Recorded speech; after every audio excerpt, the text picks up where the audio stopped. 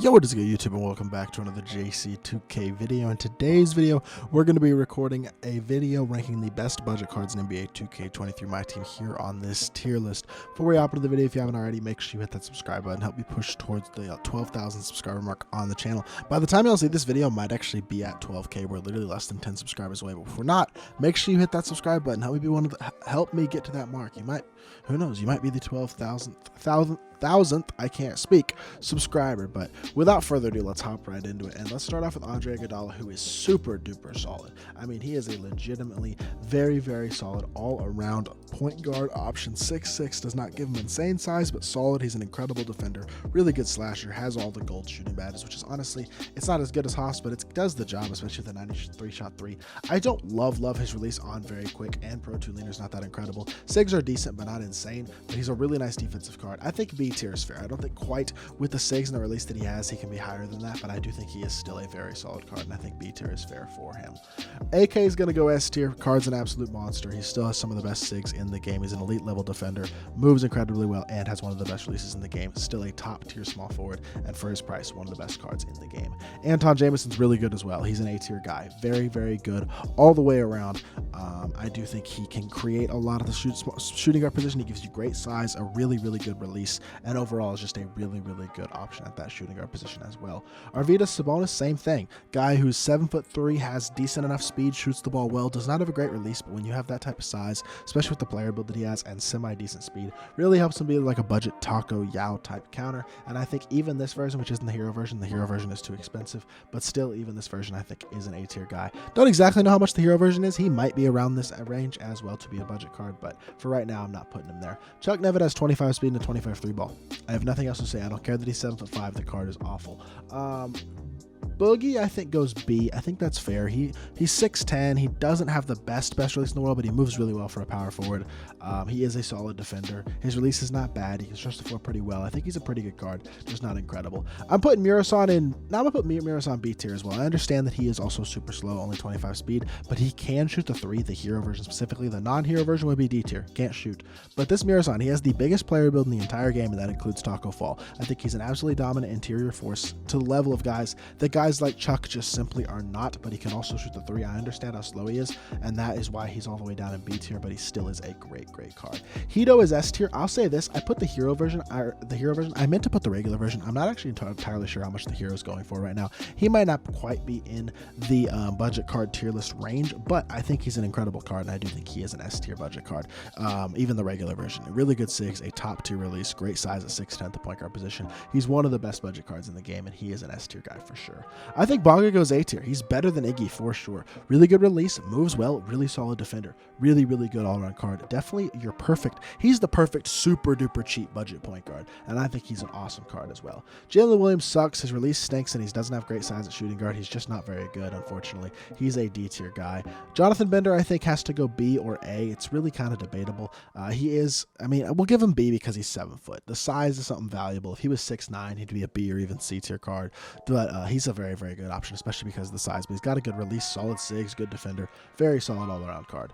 Jordan Poole isn't quite as bad as the guys in D tier, so I'm going to put him C. I don't think he's very good, but I do think he's good enough compared to the guys in D where he does deserve a C tier spot. Don't love his release. He doesn't have elite size, but he's a solid enough card. Not a bad option by any means. Cat's the same level as DeMarcus Cousins. Good, not insane. He's decent. He doesn't have the best release in the world, but he's a super solid budget power forward. Honestly, both of these two cards are very similar, and I think you could pretty much put them on the exact same level, and I wouldn't say you're wrong at all. KPJ is going to be our third S tier guy. He's a monster, elite level release, moves really well, doesn't have a great fade. That's really my only complaint with him, because outside of that, he is a monster. One of the best releases in the game. Y'all know how much I love that KPJ base. It is incredible. In my opinion, it's the best release, or the best base in the game, and he's an absolute dog.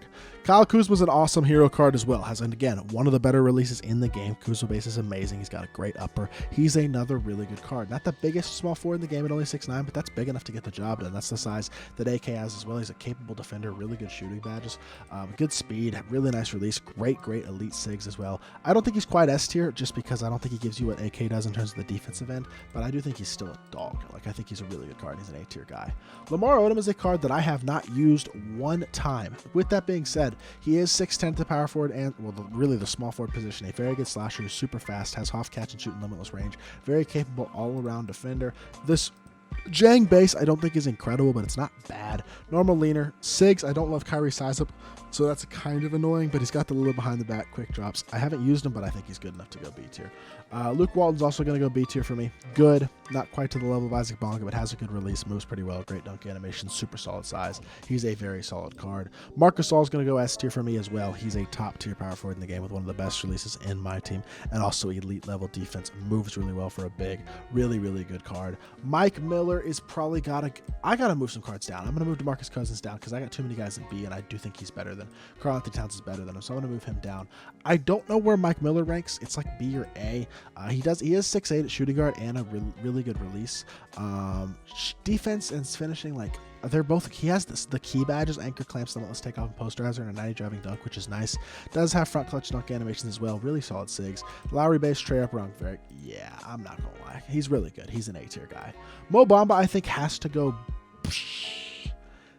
If he was any other position than B, then center, he'd probably go C, but because he's a center, even though I don't love his release, he does have an incredible wingspan, and I think he can hold his own at both power forward and center, and I think he's good enough being able to shoot the ball well and having really good speed to go B. Paulo Banchero's not incredible. C tier is fair, to be completely honest. He's not a super new card, but he's a solid card. I just don't think he's higher than C, unfortunately. I'm going to put Peter S, and I understand people are going to say, why is Arvidas not over Peter? I just think Peter's way better because I love his release, and he's got an incredible player build and a 7'10" wingspan. He competes against Yao and Taco very effectively, and I think he's a great card. Ricky Davis going very high B for me. No, he's going low A. I'm not gonna lie. Like, I can't put him higher. I don't know if he's better than Mike Miller at this point, but I still think he's a great card with really good badges. Elite offensive guy, great release, moves really well, really good card. Rob Williams is C tier because his release isn't very good, because everything else about the card honestly is very good at the small forward position. It's just not that good of a release. B tier for Rudy Fernandez as well, exact same level as Luke Walton in my opinion. He's more undersized, he's a better offensive card with slightly better SIGs, but I do think he is not any better than the B tier. Scotty Barnes is going to go C for me. I just don't like his release. That's my main thing with Scotty. I just don't like it. I don't think it's very good. He's got to go C. And also Rob Williams' release is bad enough where I'm going to move him down to D, just because I think we need another D tier guy on this list. Battier is going to go S for me. I think Battier is that good of a budget card. His release is incredible. He's an incredible defender, and he moves really well too. He's an absolute demon. Simbalar's D tier. He's another 25 speed center who can't shoot the ball. He is an atrocity, just like Chuck Nevitt. Card is terrible. Don't even consider using him. Thurl Bailey, on the other hand, is incredible. That is a card that is far from terrible. He has an incredible release and moves really well. One of the best budget cards in the game for sure. No doubt about him being S tier. For me, Kukoc is going to go A. I just don't think he can quite go S. I can't quite sweep him in there, man. I don't think there's anybody in S tier that he is better than, but I do think he is a very good card, and I won't take that away from him. I just can't put him higher than the A tier, but A tier is still great. We got a lot of elite A tier cards. And then finally, T-Mac is C tier. He does move well. He does have a good release. He's a decent defender. He is 6'8". Unfortunately, he can only play the power forward and center position, which means even at power forward, he's pretty undersized. He's not the most elite defender in the world. Also does not have KPJ base like the Dark Matter does, which matters as well. So there are definitely some things about this card that definitely take away from him compared to the Dark Matter. That's still one of the best cards in my team. So great card, just not sure I can put, or not a great card. He could have been a great card, but honestly, he's just not quite good enough to be any higher than C. So this is my tier list of the best budget cards in the game right now. Let me know what you think of my list down in the comment section down below. If you think I've forgotten anybody that you'd like to hear my thoughts on among those budget cards, feel free to let me know as well. And hopefully you all did enjoy the video. If you did, make sure you hit that like button and subscribe. I'll be back with more 2K content very soon, and I appreciate y'all. Peace.